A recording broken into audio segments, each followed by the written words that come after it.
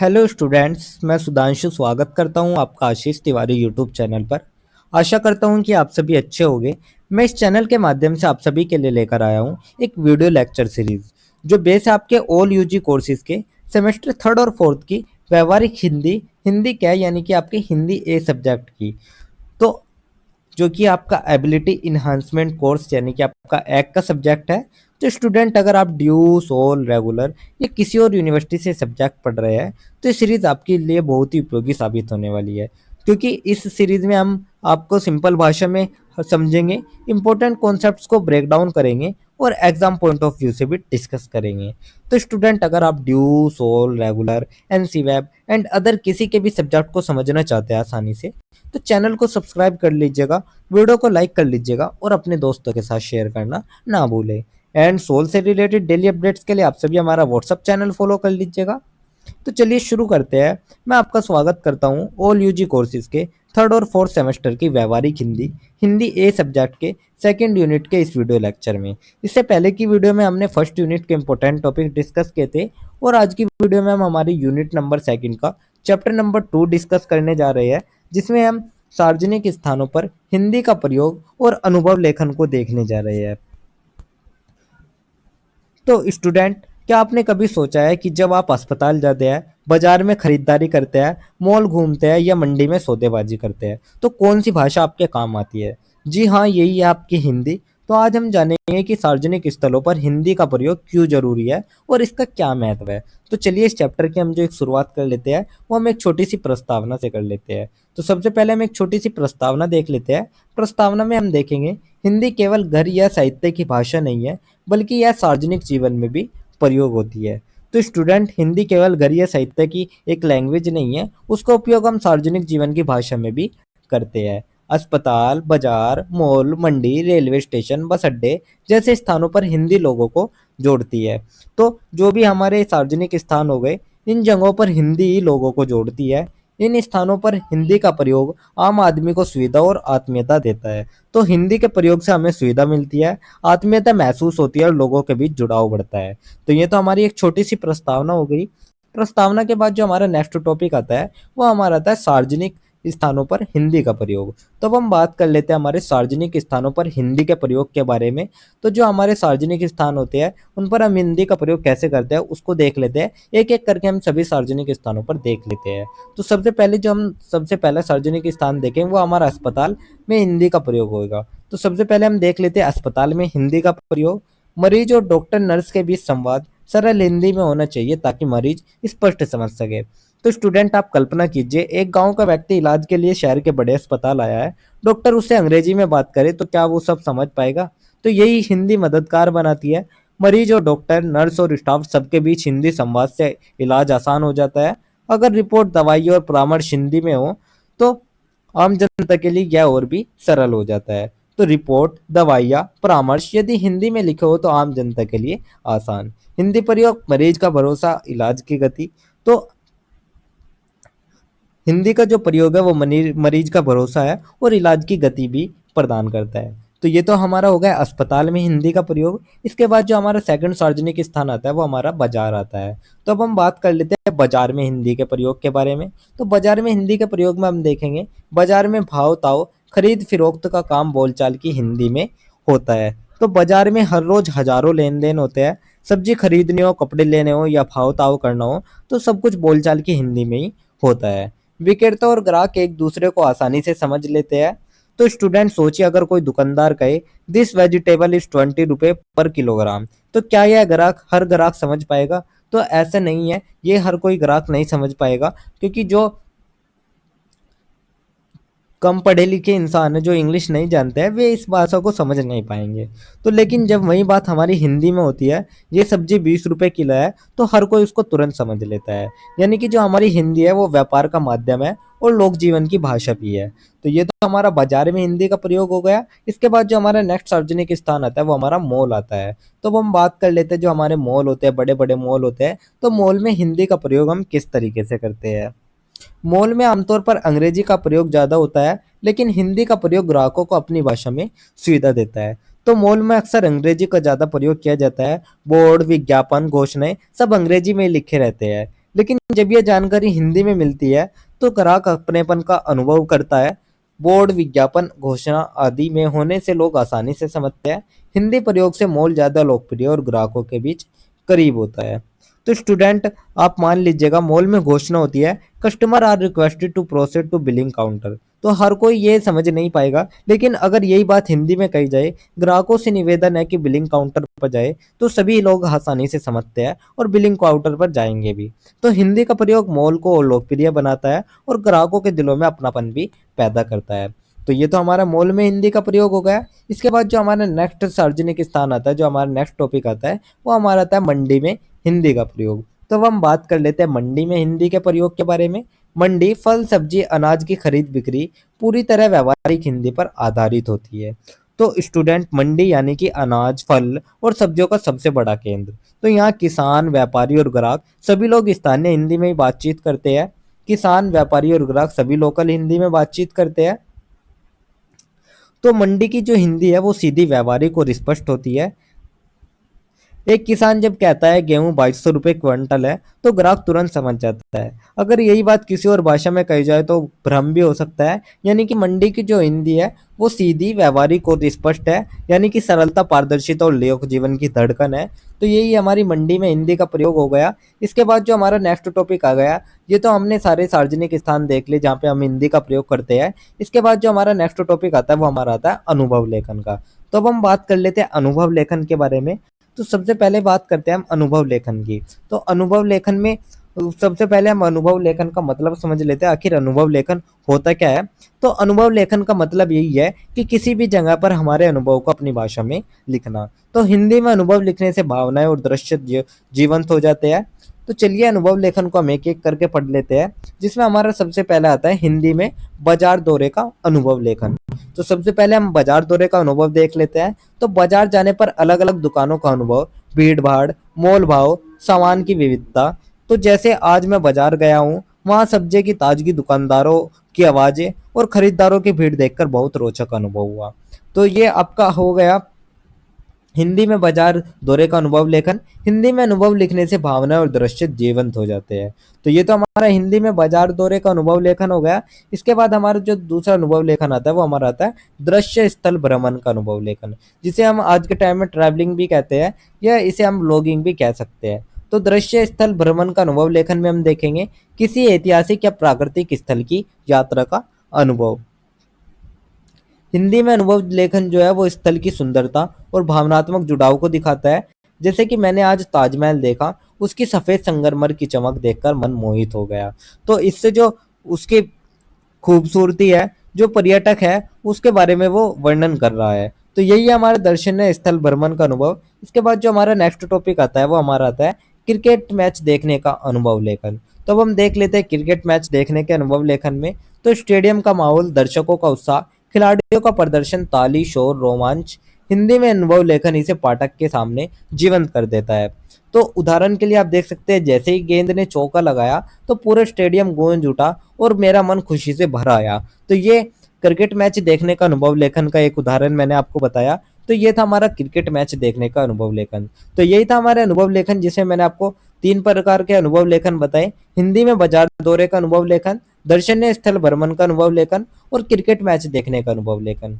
इसके बाद जो हमारा नेक्स्ट टॉपिक आता है वो हमारा एक छोटा सा निष्कर्ष आता है। तो अब हम पूरे चैप्टर का एक छोटा सा निष्कर्ष देख लेते हैं, ओवरऑल समझ लेते हैं पूरे चैप्टर में हमारा क्या था। तो सार्वजनिक स्थानों पर हिंदी का प्रयोग सुविधा, आत्मीयता और जुड़ाव पैदा करता है।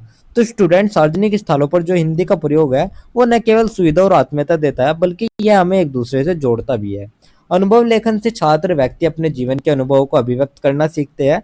तो जो अनुभव लेखन है उससे हम अपने अनुभव को जीवंत बना सकते हैं। और हिंदी का जो सार्वजनिक प्रयोग है इसे जनभाषा और राष्ट्रीय एकता की भाषा बनाता है। यानी कि हिंदी का सार्वजनिक प्रयोग इसे जनभाषा और राष्ट्रीय एकता की भाषा बनाते हैं।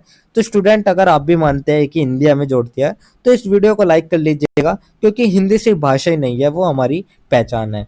तो ये तो हमारा एक छोटा सा निष्कर्ष हो गया, जिसके साथ ही हमारा यूनिट नंबर सेकंड का चैप्टर नंबर 2 कंप्लीट होता है। तो यही था हमारा यूनिट सेकंड का चैप्टर नंबर 2। इसके बाद जो हमारा नेक्स्ट चैप्टर आता है वो हमारा यूनिट नंबर सेकंड का ही आता है। जो कि हमारा चैप्टर नंबर 3 रहने वाला है। तो अब हम बात कर लेते हैं यूनिट नंबर 2 के चैप्टर नंबर 3 के बारे में, जो कि हमारा रहने वाला बैंकों और कार्यालयों में प्रचलित परिभाषिक शब्दावली के बारे में। तो स्टूडेंट, क्या आपने कभी सोचा है कि बैंक या सरकारी कार्यालय में इतने सारे कठिन शब्द क्यों प्रयोग होते हैं, जैसे कि ड्राफ्ट, चालान, प्रशिक्षण, परिपत्र। तो ये सब सुनने में तकनीकी लगते हैं, लेकिन असल में ये हमारे काम को आसान बनाते हैं। तो आज हम समझेंगे बैंक और कार्यालय में प्रचलित परिभाषिक शब्दावली के बारे में। तो चलिए इस चैप्टर की जो हम शुरुआत कर लेते हैं, वो हम सबसे पहले एक छोटी सी प्रस्तावना से कर लेते हैं। तो प्रस्तावना सबसे पहले हम देख लेते हैं। प्रस्तावना में हम सबसे पहले समझ लेते हैं जो हमारी परिभाषिक शब्दावली है, आखिर उसका मतलब क्या है, उसका अर्थ क्या है। तो परिभाषिक शब्दावली का मतलब है किसी विशेष क्षेत्र में काम आने वाली तकनीकी और निश्चित अर्थ वाले शब्द।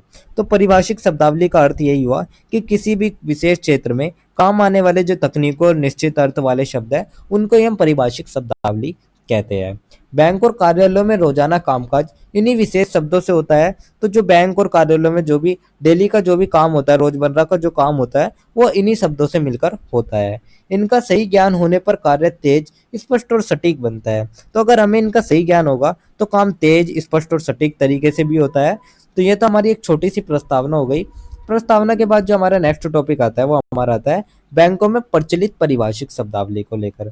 तो अब हम देख लेते हैं बैंकों में हमारे कौन कौन सी प्रचलित परिभाषिक शब्दावली यूज की जाती है। तो इसमें सबसे पहले हम देखेंगे खाता संबंधी शब्दावली। तो स्टूडेंट, जब भी आप बैंक में कोई भी खाता संबंधी काम कराने जाते हो, तो आपको कुछ शब्दावली का यूज करना पड़ता है, जैसे कि बचत खाता। तो बचत खाता वो होता है जहां ग्राहक अपनी जमा राशि सुरक्षित रखते हैं। तो जहां हम लोग अपनी जमा राशि सुरक्षित रखते हैं, उसको ही हम बचत खाता कहते हैं। दूसरा हमारा आता है चालू खाता, व्यापारी और व्यावसायिक लेन देन के लिए। तो चालू खाता मुख्यतः व्यापारी और व्यावसायिक लेन देन के लिए होता है। फिर उसके बाद आता है हमारा सावधि जमा, जिसे हम एफडी भी कहते हैं। तो तय समय तक पैसे जमा करने पर ब्याज मिलता है। तो अगर तय समय पर पैसे रखने देंगे तो उसे ब्याज मिलता है, उसको ये हम एफडी कहते हैं। उसके बाद हमारा आता है अगला आरडी, जिसे हम आवर्ती जमा भी कहते हैं। तो हर महीने निश्चित राशि जमा करने वाला खाता, उसको ही हम। तो आवर्ती जमा का मतलब होता है हर महीने निश्चित राशि जमा करनी होती है। साथ ही इसी के साथ ही हम passbook, chequebook, debit card, credit card आदि जो भी खाता संबंधी शब्द है, उनका भी यूज करते हैं। तो ये तो हमारा खाता संबंधी शब्दावली हो गई। इसके बाद जो हमारे नेक्स्ट शब्दावली आती है, वो हमारी आती है लेन देन शब्दावली। तो जब भी आप बैंक में कोई भी लेन देन करने जाते हो, तो आप कुछ ऐसे शब्दों का यूज करते हो जो हम अब आपको बताने जा रहे हैं। तो बैंक का असली काम है लेन देन। तो इसमें जो हम जो शब्दावली यूज करते हैं, वे हमारे आते हैं जमा, सबसे पहला डिपॉजिट, खाते में पैसे डालना। दूसरा आता है निकासी, विड्रॉल, जिसे हम खाते से पैसे निकालना कहते हैं। थर्ड आता है हमारा हस्तांतरण, जिसे हम ट्रांसफर भी कहते हैं, यानी कि एक खाते से दूसरे खाते में पैसे भेजना। तो आज के समय में ड्राफ्ट, चेक, ऑनलाइन लेन देन, यूपीआई, नेफ्ट, आरटीजीएस, इन सब के बिना बैंक की जो कल्पना करना है, वो बहुत ही मुश्किल हो चुका है। तो यही हमारी ऐसी शब्दावली थी जो कि हमारी लेन देन संबंधी शब्दावली थी। तो ये तो हमारी लेन देन शब्द संबंधी शब्दावली हो गई। इसके बाद जो हमारा नेक्स्ट टॉपिक आता है, वो हमारा था ऋण संबंधी शब्दावली। तो अब हम बात कर लेते हैं ऋण संबंधी शब्दावली के बारे में, यानी कि हमारे लोन से संबंधित जो भी कीवर्ड्स होते हैं, उनके बारे में बात कर लेते हैं। तो बैंक सिर्फ पैसे रखने की जगह नहीं है, बल्कि जरूरत पड़ने पर मददगार भी है। तो उसके लिए ही हम ऋण लेते हैं, लोन लेते हैं। तो उन लोन को समझ लेते हैं, जिसमें हमारा सबसे पहला था गृह ऋण, जिसे घर बनाने खरीदने के लिए लिया जाता है, उसको ही हम गृह ऋण या फिर होम लोन कहते हैं। दूसरा हमारा आता है वाहन ऋण, जो कि गाड़ी खरीदने के लिए होता है। तो गाड़ी खरीदने के लिए लिया गया ऋण वाहन ऋण या व्हीकल लोन कहलाता है। थर्ड आता है शिक्षा ऋण, जो कि पढ़ाई के लिए होता है। तो शिक्षा के लिए लिया गया ऋण शिक्षा ऋण या फिर एजुकेशनल लोन कहलाया जाता है। फिर आता है हमारा व्यक्तिगत ऋण, जिसे हम पर्सनल लोन भी कहते हैं। तो ये पर्सनल अपनी निजी जरूरतों के लिए होता है, उसको हम व्यक्तिगत ऋण कहते हैं। तो ब्याज दर, किस्त, जिसे हम ईएमआई भी कहते हैं, बंधक जिसे हम मोर्टगेज भी कहते हैं, जमानत जिसे हम गारंटी भी कहते हैं। तो ये सब इनसे जुड़े हुए शब्द है। तो यही थे हमारे ऋण संबंधी शब्दावली, जो कि हम बैंकों में यूज करते हैं। इसके बाद जो हमारा नेक्स्ट टॉपिक आता है, वो हमारा आता है बैंकिंग संचालन संबंधी शब्दावली। तो अब हम बात कर लेते हैं बैंकिंग संचालन संबंधी शब्दावली के बारे में। तो बैंक के संचालन में भी कुछ परिभाषिक शब्द जरूरी है, जैसे कि शाखा हो गई, जिसे हम ब्रांच कहते हैं। कोषागार हो गए, जिसे हम ट्रेजरी कहते हैं। मुख्यालय, जिसे कि हम हेड ऑफिस कहते हैं। ATM, net banking, mobile banking. तो आज के डिजिटल युग में ATM, net banking, mobile banking हर किसी की जिंदगी का हिस्सा बन गए हैं। साथ ही चेक निपटान, जिसे हम क्लियरिंग कहते हैं, भुगतान आदेश जिसे हम पेमेंट ऑर्डर कहते हैं, और केवाईसी प्रक्रिया भी जो आज के समय में बहुत ही प्रचलित बनी हुई है।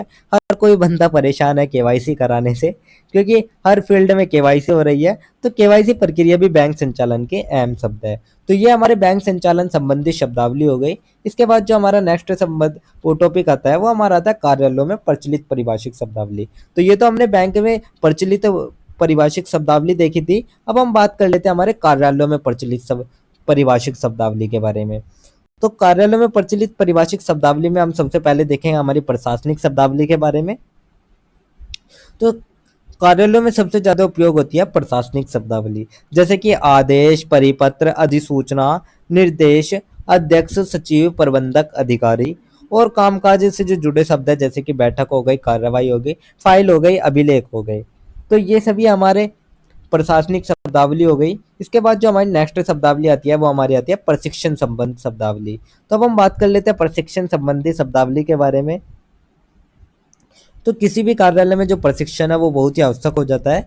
तो इसी से जुड़े शब्द है हमारे प्रशिक्षण शिविर, कार्यालय, संगोष्ठी, सेमिनार। तो साथ ही प्रशिक्षक, प्रशिक्षु, मार्गदर्शन, मूल्यांकन, परामर्श, ये सभी जो शब्द है ये सभी हमारे प्रशिक्षण संबंधी शब्दावली में काम आते हैं। तो ये हमारी प्रशिक्षण संबंधी शब्दावली हो गई। इसके बाद जो हमारा नेक्स्ट टॉपिक आता है वो हमारा आता है तकनीकी शब्दावली। तब हम बात कर लेते हैं तकनीकी शब्दावली के बारे में, यानी कि टेक्निकल कीवर्ड के बारे में। तो आज का हर कार्यालय तकनीक पर आधारित है, इसलिए जो तकनीकी शब्दावली है वो भी बहुत जरूरी बन गई है। जैसे कि software, hardware, program, database, server, internet network, password, printer, scanner, डिजिटलीकरण। तो ये सभी हमारे तकनीकी हिंदी के शब्द हैं, इसे ही हम तकनीकी शब्दावली कहते हैं। तकनीकी शब्दावली के बाद जो हमारा नेक्स्ट टॉपिक आता है वो हमारा आता है प्रशासनिक संचार संबंधी शब्दावली। तो अब हम बात कर लेते हैं प्रशासनिक संचालन संबंधी शब्दावली के बारे में। तो कार्यालय संचालन में अक्सर ये शब्द उपयोग होते हैं, जैसे कि पत्राचार, ज्ञापन, रिपोर्ट, ईमेल, सूचना, संदेश, विज्ञप्ति, प्रेस नोट, ये सभी भी कार्यालय की भाषा का हिस्सा है। तो ये तो हमारे प्रशासनिक संचार संबंधी शब्दावली होगी। इसके बाद हमारी जो आती है वो हमारी आती है कार्यक्रमों के आयोजन संबंधी शब्दावली। तो अब हम बात कर लेते हैं जो हमारे कार्यक्रम का कोई भी आयोजन करना हो उसमें हम कौन कौन से शब्दावली का यूज करते हैं। उसमें आता है उद्घाटन यानी कि शुरुआत करना, समापन यानी कि समाप्त करना, मुख्य अतिथि यानी कि जो चीफ गेस्ट होता है, मंच संचालन यानी कि जो भी मंच पर काम चल रहा है, संयोजक, सम्मान समारोह, सम्मेलन, कार्यशाला, वार्षिकोत्सव, ये सभी हमारे कार्यक्रमों के आयोजन संबंधी शब्दावली है। इसके बाद जो हमारा नेक्स्ट टॉपिक आता है वो हमारा आता है मीडिया संबंधी शब्दावली। तो अब हम देख लेते हैं मीडिया संबंधी शब्दावली, जिसमें प्रेस वार्ता, प्रेस विज्ञप्ति, समाचार विज्ञापन, प्रचार प्रसार, टीवी, रेडियो, सोशल मीडिया, ये सभी हमारे मीडिया संबंधी शब्दावली है। मीडिया संबंधी शब्दावली के बाद जो हमारे नेक्स्ट शब्दावली आती है वो हमारी आती है मानव संसाधन संबंधी शब्दावली, जिसमें कर्मचारी, अधिकारी, श्रमिक, प्रबंधक, नियुक्ति, चयन, पदोन्नति, सेवानिवृत्ति, वेतन भत्ते, प्रोत्साहन, अनुशासन, ये सभी हमारे मानव संसाधन संबंधी शब्दावली है।